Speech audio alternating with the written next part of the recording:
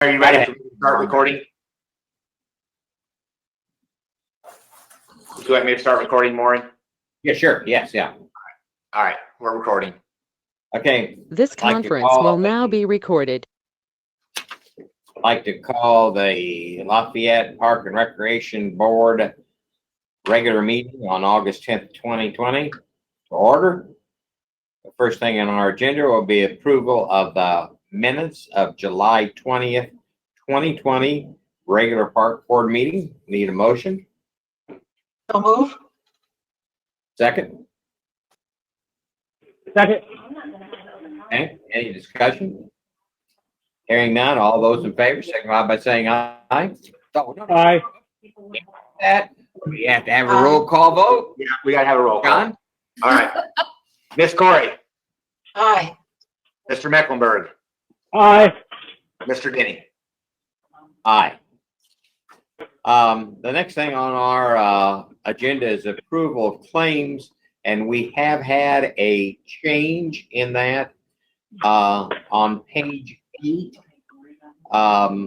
We have taken one of the $18 off because they decided they did not want a refund. So that reduces the amount for the non-reverting by $18. So that amount will now be $31,148.67.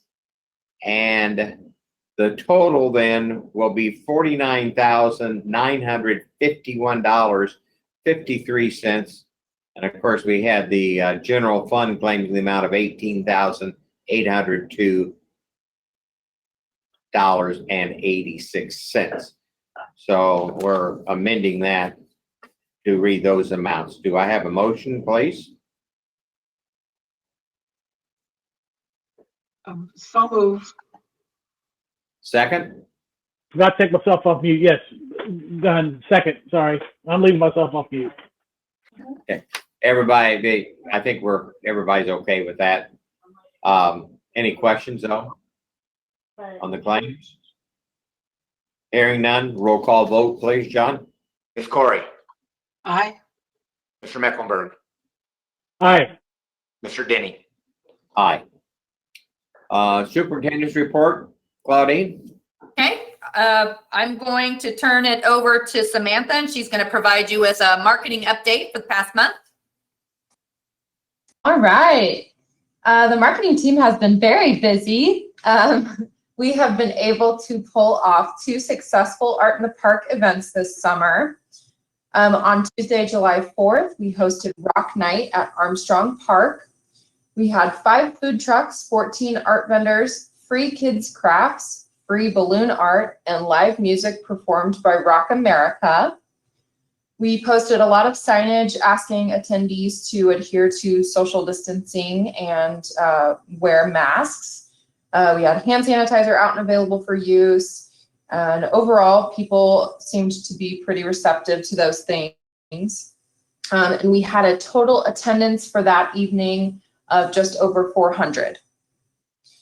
On Tuesday, August 4th, we hosted Carnival Night at Armstrong Park. We had 4 food trucks and 9 art vendors. We did have a handful of people drop out of this one kind of last minute because of concerns surrounding COVID-19. But we worked really closely with the Tippecanoe County Health Department to create and approve an event plan. A lot of that was heightening some of the extra precautions that we had taken during the event.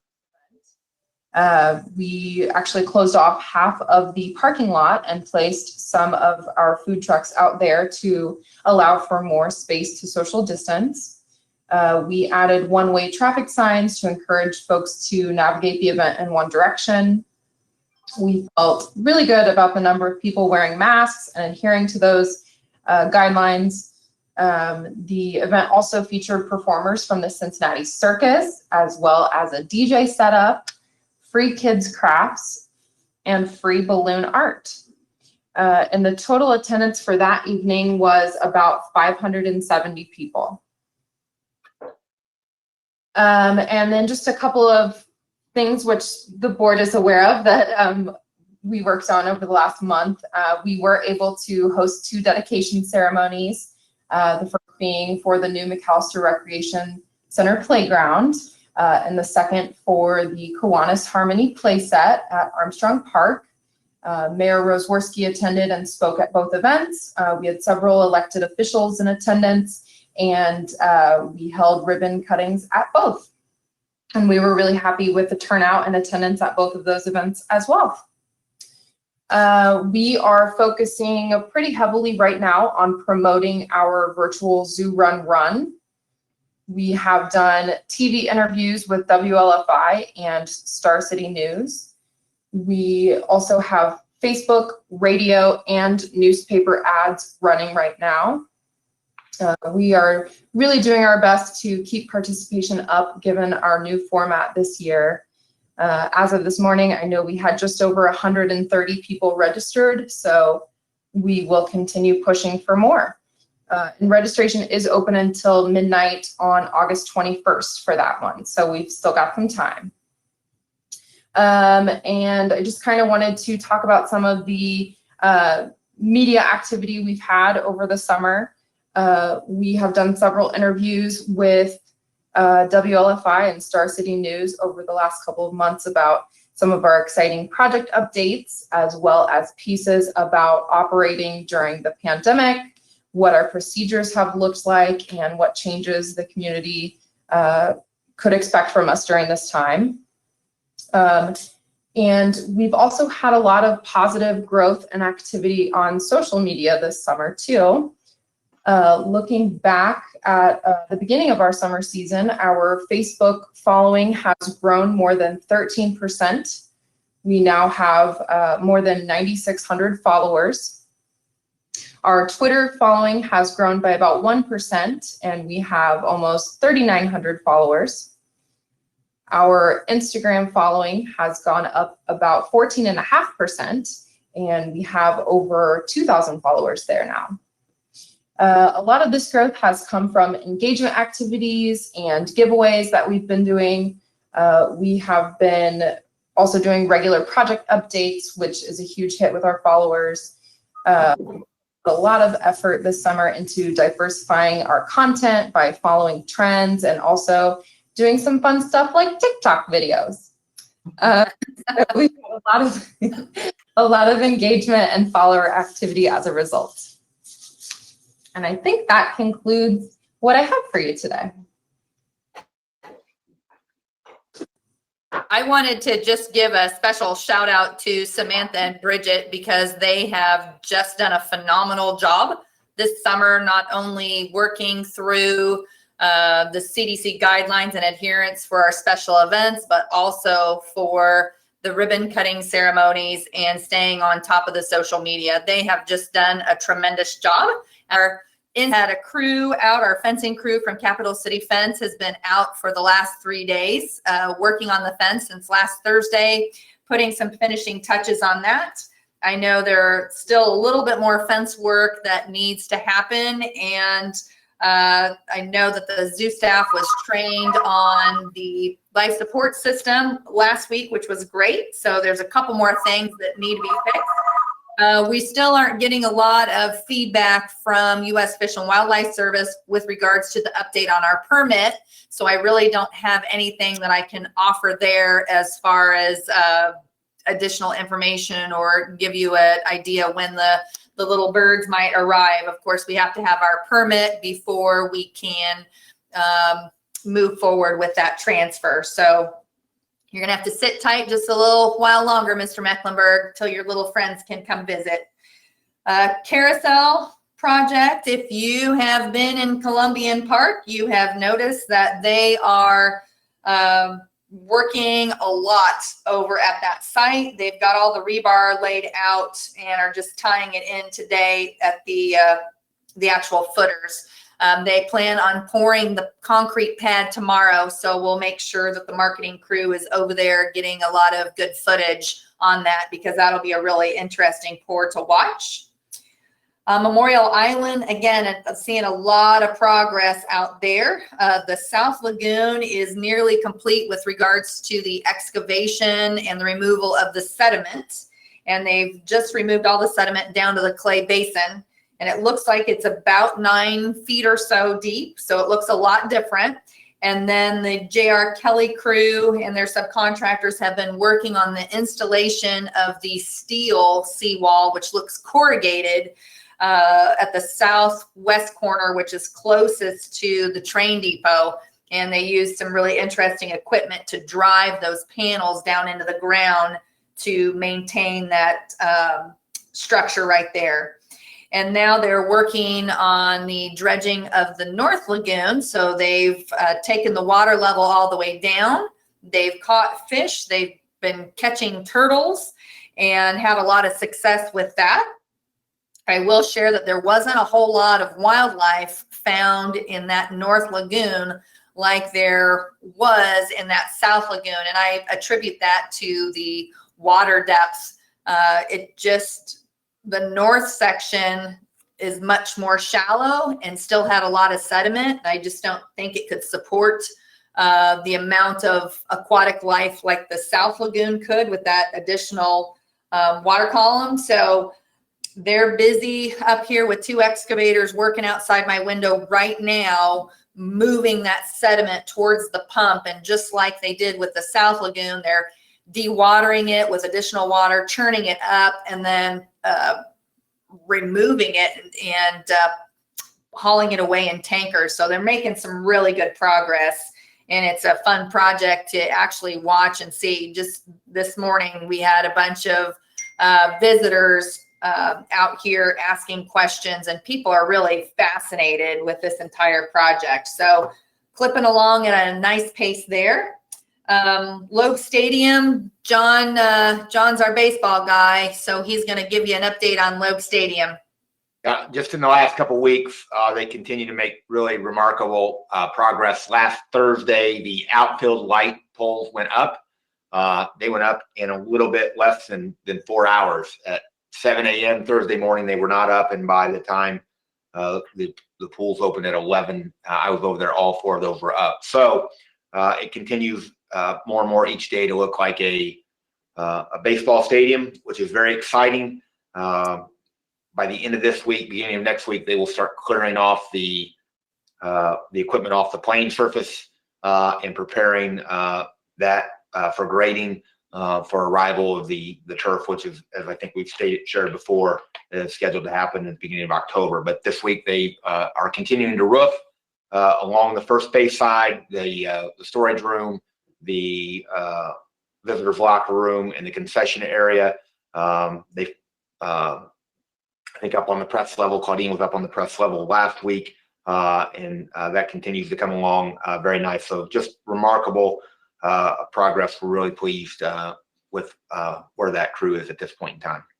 And again, any of you that want to come over and get a tour, let me know, and we'll make arrangements to take you on site. Mm-hmm. Okay, and then that's going to lead us right into John's aquatic operations update.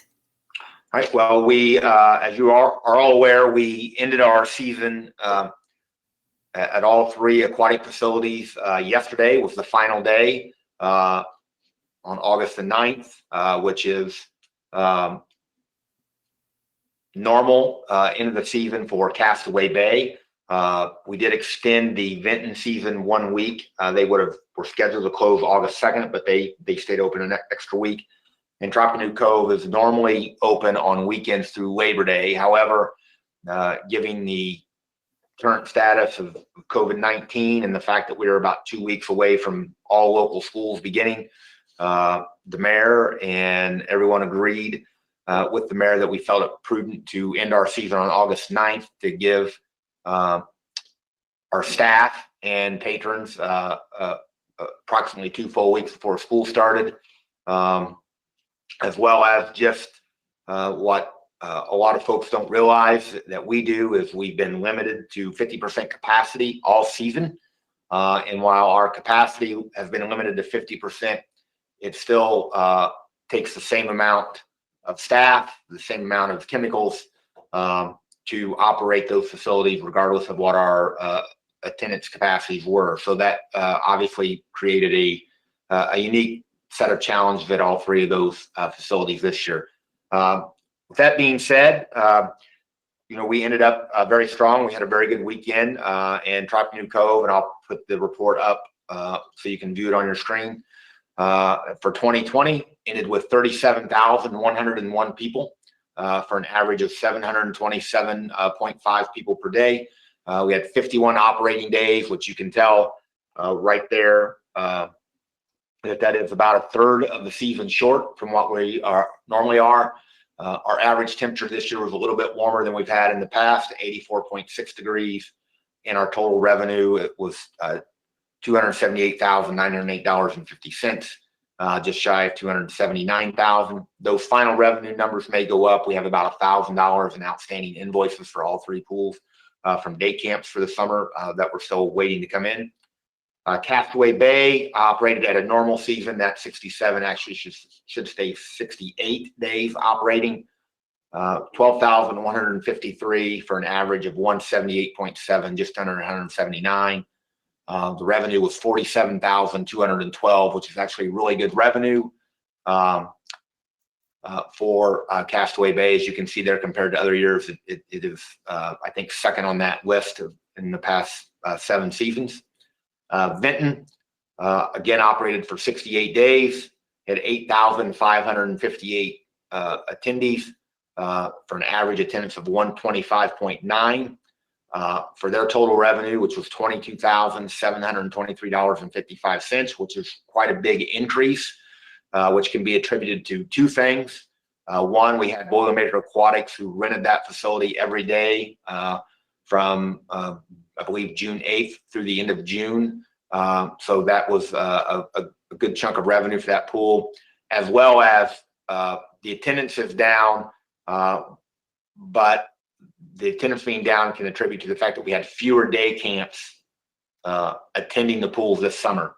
And so the large majority of that 8,558 were paying the regular attendance fee instead of the not-for-profit rate, which our day camps pay. So that accounts for some of the difference you see there in the revenue in 2020 for Vinton.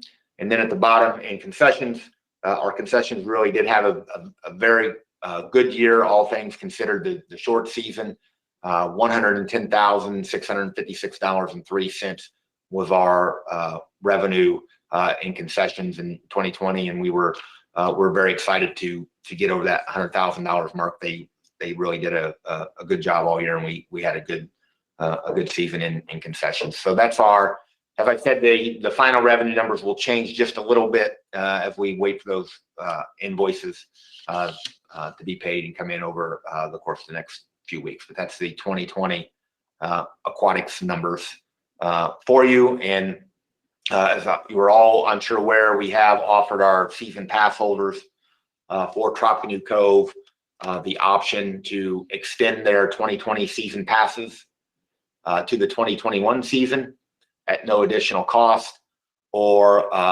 a partial refund of their 2020 season pass. We've had a few people who have chosen the partial refund.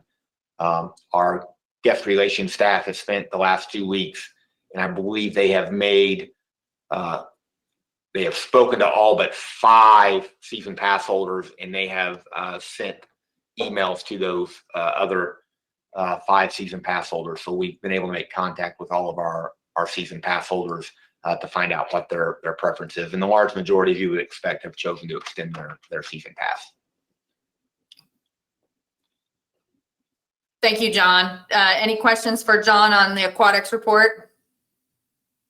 Okay, I wanted to give a special shout out to John for carrying the flag through the COVID pandemic and operating 3 aquatic centers as things were changing daily, and really exhibiting strong leadership, just tremendous leadership, as we have to train and retrain and make sure there's compliance with that age group, which his workers are all roughly the age of 14 to 22 years of age, and there's a lot of them. So I really wanted to recognize him for his efforts. It's a lot of work, but it was especially more challenging this year. So thanks, John.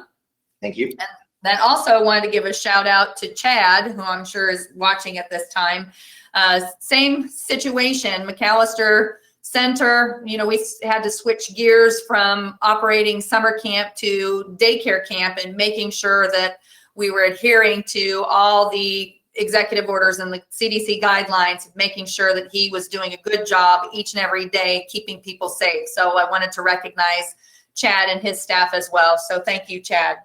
And that's going to conclude our report for today. Second that, John and Chad, really, really great work this summer. I mean, just the fact that we were able to get open and serve people. And I just think that, to me, I'm just awed by what you accomplished. So congratulations. Well, thank you. And I know I can speak for Chad. The aquatic staff that we have did an absolutely tremendous job this summer. I couldn't be more proud of that group. You know, we started the season with I think 92 lifeguards. We only lost 3 during the course of the season, so we finished with 89, which is great. And I think we only lost 2 other staff members across concessions and pool and grounds and cash office. They were all very hard workers. Our management staff exhibited strong leadership, and I know Chad feels the same way about his counseling staff. They were outstanding all summer long, and they certainly we couldn't make it happen without them. So I just wanted to recognize them. I'm thankful for their hard work and the efforts that they put in under less than ideal circumstances. To say the least. Thank you. Yes, thank you. Takes us to the declaration of surplus property. We need a motion for attachment A, which will be American alligator. So we can have a motion, and then John can give us a little information. Make a motion to declare alligator surplus. Second? Second. Okay, John, any information we need here? This was an education animal, which is no longer suitable for education programs. So the zoo would like to have this declared surplus in an effort to place this alligator in a more suitable environment at this time. Any questions? Hearing none, roll call vote, please, John. Ms. Corey, Aye. Mr. Mecklenburg, Aye. Mr. Denny. Aye. Hey, that takes us to communications. Any communications from the board? Dave or Pat? Nope. Any? I would, but I got tea time in a little bit here, so I'm not going to take it on too so longer.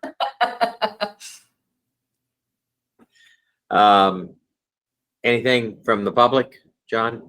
I have two written communications that we've received in the last week, and I'll put them up on the screen. The first one is an email from Jackie Montanero, which is a resident of the Linwood neighborhood, and she sent a nice note along. We've communicated with her throughout the course of the past year, thanking everyone for the new Linwood Park that was being enjoyed. It's fabulous. We'll include a copy of this in the record. And then the other one is wrong one. The other one is a letter that they received on the last day of camp at McAllister from a mother, essentially talking about the enjoyment that I believe he was a 9-year-old boy, got at camp. Very nice comments about the staff. And the example that the staff set down there. So we wanted to share that with the board, and we'll make sure we include that. But it was a very nice letter they received on Friday, and so they were excited to have that feedback.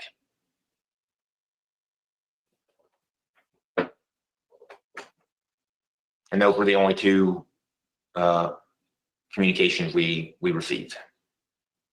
I was having to give it unmuted again, so you didn't hear the warning, whatever it was, or something from the weather channel was going off. So anyway, very good. I believe we're ready for adjournment, but I would just echo what Pat had to say about our staff this summer. I think it's just been outstanding, and looking forward to maybe a little more normal year next year, and like we Please. all are. So please. So, but you know what? We'll make do. We'll put our big boys' pants on and buckle them up and be ready to do whatever needs to be done to provide the services to our community. Anything else anyone has? Hearing none, I need a motion for adjournment. So moved. Second, Second, sorry, I was on mute. John, would you roll call? Ms. Corey, Aye. Mr. Mecklenburg, Aye. Mr. Denny. Aye.